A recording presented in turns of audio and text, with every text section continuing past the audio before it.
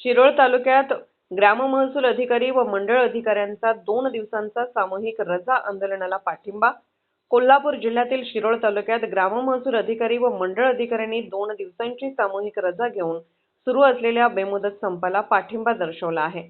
महाराष्ट्र राज्य ग्राममहसूल अधिकारी संघ अंतर्गत शिरोळ तालुका ग्राममहसूल अधिकारी व मंडळ अधिकारी संघटनेच्या वतीने तहसीलदार शिरोळ यांना याबाबत अधिकृत निवेदन सादर करण्यात आले. निवेदनात नमूद करण्यात आले आहे की राज्याचे महसूल मंत्री आणि विधानसभा हिवाळी अधिवेशनादरम्यान तहसीलदार, मंडळ अधिकारी व ग्राममहसूल अधिकारी यांना एकतर्फी आणि अन्यायकारक पद्धतीने अचानक निलंबित केले. या निलंबनाची तात्काळ रद्दबातल करून संबंधित अधिकारी कर्मचाऱ्यांना सन्मानाने मूळ पदावर नियुक्ती देण्यात यावी या मागणीसाठी पुणे विभागातील अधिकारी महासंघाने बेमुदत संप पुकारला आहे.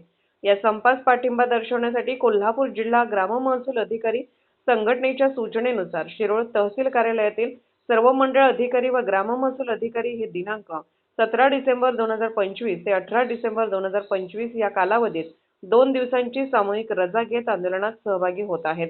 या निर्णयाची माहिती तहसीलदार कार्यालयासह कोल्हापूर जिल्हा मंडळ अधिकारी व ग्राममहसूल अधिकारी संघटनेलाही देण्यात आली आहे. Bureau report, Shirol, Kolhapur.